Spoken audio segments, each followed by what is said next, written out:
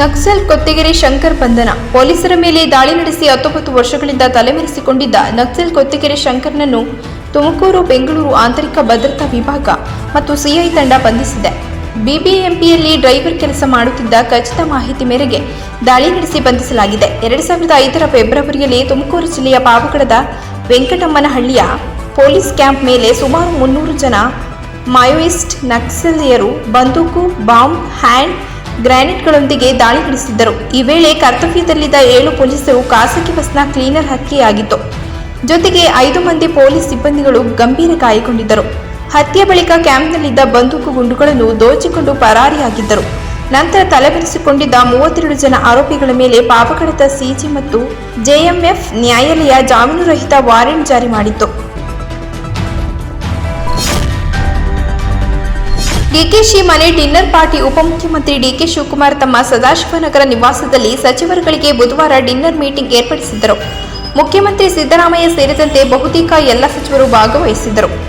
ಪ್ರಸಕ್ತ ರಾಜಕೀಯ ವಿದ್ಯಮಾನಗಳ ಬಗ್ಗೆ ಚರ್ಚೆ ನಡೆದಿದ್ದು, ಚುನಾವಣಾ ನೀತಿ ಸಂಹಿತೆ ಮುಗಿಯುತ್ತಿದ್ದಂತೆ ರಾಜ್ಯ ಪ್ರವಾಸ ಮಾಡಬೇಕು, ತಮ್ಮ ಇಲಾಖೆಗಳ ಪ್ರಗತಿ ಪರಿಶೀಲನೆ ಮೂಲಕ ಆಡಳಿತಕ್ಕೆ ಚುರುಕು ನೀಡಬೇಕು ಎಂದು ಸಚಿವರಿಗೆ ಸಿಎಂ ಕಿವಿಮಾತು ಹೇಳಿದರು. ಆಡಳಿತದ ಬಗ್ಗೆ ಪ್ರತಿಪಕ್ಷಗಳು ಇಲ್ಲಸಲ್ಲದ ಆರೋಪ ಮಾಡುತ್ತಿವೆ. ಒಳ್ಳೆಯ ಆಡಳಿತ ನೀಡುತ್ತಿದ್ದರೂ ಬಿಜೆಪಿ, ಜೆಡಿಎಸ್ನವರು ಜನರಿಗೆ ತಪ್ಪು ಮಾಹಿತಿ ನೀಡಿದ್ದಾರೆ. ವಿರೋಧ ಪಕ್ಷಗಳ ನಾಯಕರು ಸರ್ಕಾರಕ್ಕೆ ಮಸಿ ಬಳಿಯುವ ಕೆಲಸ ಮಾಡುತ್ತಿದ್ದಾರೆ. ಪ್ರತಿಪಕ್ಷ ನಾಯಕರ ಟೀಕೆ ಟಿಪ್ಪಣಿಗಳಿಗೆ ಸಮರ್ಥವಾಗಿ ತಿರುಗೇಟು ನೀಡಬೇಕು, ಸಂದರ್ಭಾನುಸಾರವಾಗಿ ಕೌಂಟರ್ ಕೊಡಬೇಕು ಎಂದು ಸೂಚಿಸಿದ್ದಾರಂತೆ.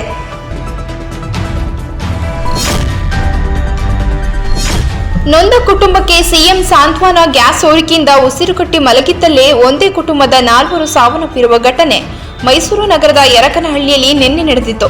ಮೃತರನ್ನು ಯರಕನಹಳ್ಳಿ ನಿವಾಸಿಗಳಾದ ಕುಮಾರಸ್ವಾಮಿ ಮತ್ತು ಮಂಜುಳಾ ದಂಪತಿ ಹಾಗೂ ಮಕ್ಕಳಾದ ಅರ್ಚನಾ ಹಾಗೂ ಸ್ವಾತಿ ಎಂದು ಗುರುತಿಸಲಾಗಿದೆ. ಕುಮಾರಸ್ವಾಮಿ ಅವರು ಬಟ್ಟೆ ಇಸ್ತ್ರಿ ಕೆಲಸ ಮಾಡುತ್ತಿದ್ದರಂತೆ. ಚಿಕ್ಕಮಗಳೂರು ಜಿಲ್ಲೆಯ ಸಕರಾಯಪಟ್ಟಣದ ಮೂಲದವರಾಗಿಯೋ ಇವರು ಕಳೆದ 30 ವರ್ಷಗಳಿಂದ ಮೈಸೂರಿನ ಯರಕನಹಳ್ಳಿಯಲ್ಲಿ ಚಿಕ್ಕ ಮನೆಯಲ್ಲಿ ವಾಸವಿದ್ದರು. ಘಟನೆ ಸಂಬಂಧ ಇಂದು ಸಿಎಂ ಸಿದ್ದರಾಮಯ್ಯ ಕುಟುಂಬಸ್ಥರಿಗೆ ಸಾಂತ್ವನ ಹೇಳುವ ಸಲುವಾಗಿ ಮೈಸೂರಿಗೆ ಆಗಮಿಸಲಿದ್ದಾರೆ.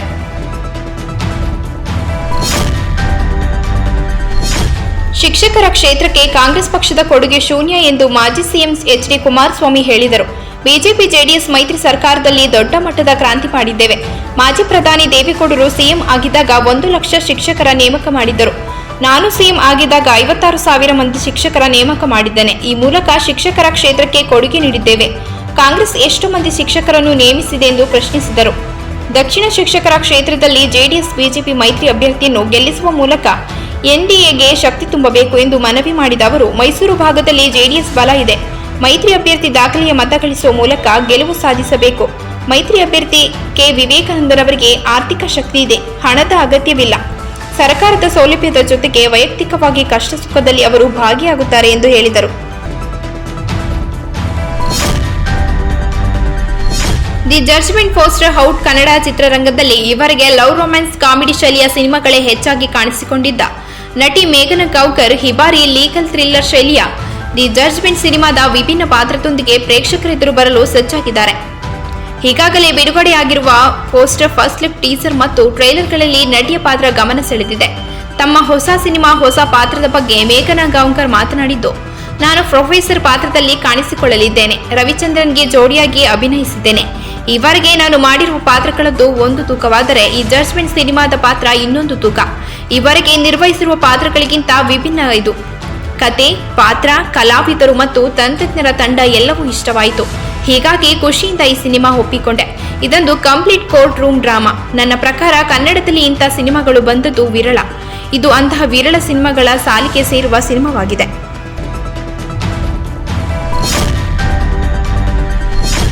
ಬಿತ್ತನೆ ಬೀಜ, ರಸಗೊಬ್ಬರ ಕೊರತೆಯಾಗಬಾರದು. ರಾಜ್ಯಾದ್ಯಂತ ಮುಂಗಾರು ಕೃಷಿ ಚಟುವಟಿಕೆ ಆರಂಭವಾಗಿದೆ. ಈ ಸಂದರ್ಭದಲ್ಲಿನ ಬಿತ್ತನೆ ಬೀಜ ಮತ್ತು ರಸಗೊಬ್ಬರ ಕೊರತೆಯಾಗದಂತೆ ನೋಡಿಕೊಳ್ಳಬೇಕು ಎಂದು ಕೃಷಿ ಇಲಾಖೆಯ ಅಧಿಕಾರಿಗಳಿಗೆ ಮುಖ್ಯಮಂತ್ರಿ ಸಿದ್ದರಾಮಯ್ಯ ಕಟ್ಟುನಿಟ್ಟಿನ ಸೂಚನೆ ನೀಡಿದ್ದಾರೆ.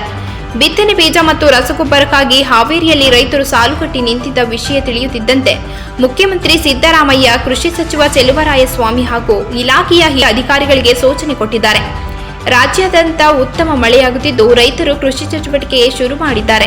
ರೈತರು ಬೀಜ ಗೊಬ್ಬರಕ್ಕೆ ಪರದಾಡುವ ಪರಿಸ್ಥಿತಿ ನಿರ್ಮಾಣವಾಗಬಾರದು. ತಕ್ಷಣ ಇಲಾಖೆಯ ಅಧಿಕಾರಿಗಳ ಸಭೆ ಕರೆದು ಬೀಜ ಗೊಬ್ಬರದ ದಾಸ್ತಾನು ಕುರಿತು ಮಾಹಿತಿ ಪಡೆದುಕೊಳ್ಳಬೇಕು ಎಂದು ತಿಳಿಸಿದರು.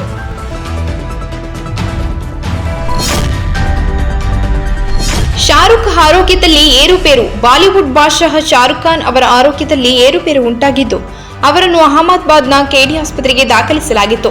ನಿರ್ಜಲೀಕರಣ ಮತ್ತು ಹೀಟ್ ಸ್ಟ್ರೋಕ್ನಿಂದ ಅವರು ಅಹಮದಾಬಾದ್ನ ಕೆಡಿ ಆಸ್ಪತ್ರೆಗೆ ದಾಖಲಾಗಿದ್ದರು ಎಂಬ ಮಾಹಿತಿ ಲಭ್ಯವಾಗಿದೆ. ಪ್ರಾಥಮಿಕ ಚಿಕಿತ್ಸೆಯ ಬಳಿಕ ಆಸ್ಪತ್ರೆಯಿಂದ ಅವರನ್ನು ಬಿಡುಗಡೆ ಮಾಡಲಾಯಿತು ಎಂಬ ಮಾಹಿತಿ ಕೂಡ ಇದ್ದು ಅಭಿಮಾನಿಗಳು ನಿಟ್ಟುಸಿರು ಬಿಟ್ಟಿದ್ದಾರೆ. ಡಿಹೈಡ್ರೇಷನ್ ಮತ್ತು ಹೀಟ್ ಸ್ಟ್ರೋಕ್ ಕಾರಣದಿಂದ ಶಾರುಖ್ ಅವರು ಆಸ್ಪತ್ರೆಗೆ ದಾಖಲಾಗಿ ಚಿಕಿತ್ಸೆ ಪಡೆಯುವುದಾಗಿ ಅಹಮದಾಬಾದ್ ಸೂಪರಿಂಟೆಂಡೆಂಟ್ ಮಾಹಿತಿ ನೀಡಿದ್ದಾರೆ. ಕೋಲ್ಕತ್ತಾ ನೈಟ್ ರೈಡರ್ಸ್ ಸಹ ಮಾಲೀಕರು ಆದ ಚಿತ್ರನಟಿ ಜೂಹಿ ಚಾವ್ಲಾ ಮತ್ತು ಪತಿ ಜೈ ಮೆಹ್ತಾ ಆಸ್ಪತ್ರೆಗೆ ಭೇಟಿ ನೀಡಿ ಶಾರುಖ್ ಖಾನ್ ಅವರ ಆರೋಗ್ಯ ವಿಚಾರಿಸಿದರು.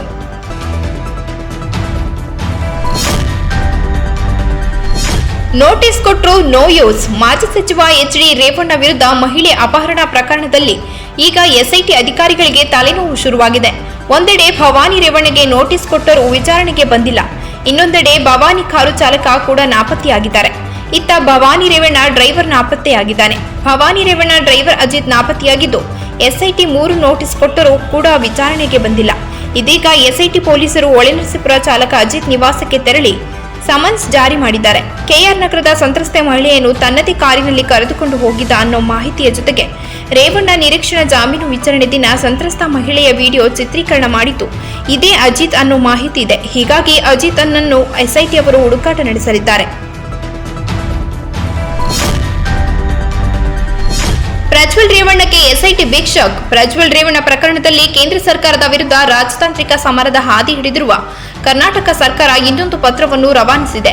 ಪ್ರಧಾನಮಂತ್ರಿ ನರೇಂದ್ರ ಮೋದಿ ಅವರಿಗೆ ಮತ್ತೊಂದು ಪತ್ರ ಬರೆದಿರುವ ಸಿಎಂ ಸಿದ್ದರಾಮಯ್ಯ ಪ್ರಜ್ವಲ್ ರೇವಣ್ಣನ ರಾಜತಾಂತ್ರಿಕ ಪಾಸ್ಪೋರ್ಟ್ ರದ್ದು ಮಾಡಿ ಎಂದು ಮನವಿ ಮಾಡಿದ್ದಾರೆ.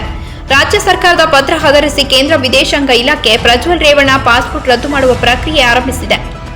ಪಾಸ್ಪೋರ್ಟ್ ಆಕ್ಟ್ 1967 ಸೆಕ್ಷನ್ 10(3) ಅಡಿ ಪಾಸ್ಪೋರ್ಟ್ ರದ್ದು ಮಾಡಿ ಭಾರತಕ್ಕೆ ವಾಪಸ್ ಕರೆತರಲು ಕ್ರಮ ಕೈಗೊಳ್ಳಿ ಎಂದು ಒತ್ತಾಯಿಸಿ ಪತ್ರದ ಮೂಲಕ ಕೇಂದ್ರದ ಸಹಕಾರವನ್ನು ಸಿಎಂ ಸಿದ್ದರಾಮಯ್ಯ ಕೋರಿದ್ದಾರೆ.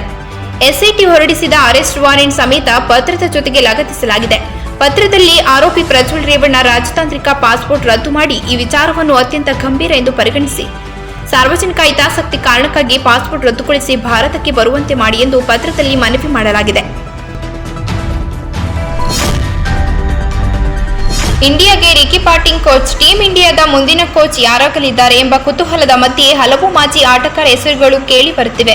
ಇದೀಗ ಈ ಪಟ್ಟಿಗೆ ವಿಶ್ವ ಕಂಡ ಶ್ರೇಷ್ಠ ಆಟಗಾರ, ಸತತವಾಗಿ 2 ಏಕದಿನ ವಿಶ್ವಕಪ್ ಗೆದ್ದ ಆಸ್ಟ್ರೇಲಿಯಾದ ಮಾಜಿ ನಾಯಕ ರಿಕಿ ಪಾಂಟಿಂಗ್ ಕೋಚ್ ಆಗಲಿದ್ದಾರೆ ಎಂದು ವರದಿಯಾಗಿದೆ. ಮೂಲಗಳ ಪ್ರಕಾರ ರಿಕಿ ಪಾಂಟಿಂಗ್ ಭಾರತ ತಂಡದ ಕೋಚ್ ಹುದ್ದೆಗೆ ಅರ್ಜಿ ಸಲ್ಲಿಸಿದ್ದಾರೆ. ಈ ವಿಚಾರ ಸಾಮಾಜಿಕ ಜಾಲತಾಣದಲ್ಲಿ ಭಾರೀ ಚರ್ಚೆಯಾಗುತ್ತಿರುವ ಬೆನ್ನಲ್ಲೇ ಪಾಂಟಿಂಗ್ ಅವರು ವಿರಾಟ್ ಕೊಹ್ಲಿಯನ್ನು ಗುಣಗಾನ ಮಾಡಿದ್ದಾರೆ. ಈ ಟ್ವೀಟ್ ಅನ್ನು ಐಸಿಸಿ ಕೂಡ ತನ್ನ ಅಧಿಕೃತ ಟ್ವಿಟರ್ ಎಕ್ಸ್ನಲ್ಲಿ ಹಂಚಿಕೊಂಡಿದೆ. ಇದನ್ನೆಲ್ಲ ನೋಡುವಾಗ ಪಾಂಟಿಂಗ್ ಭಾರತ ತಂಡದ ಕೋಚಿಂಗ್ ಆಗುವುದು ಬಹುತೇಕ ಖಚಿತ ಎನ್ನುವಂತಿದೆ.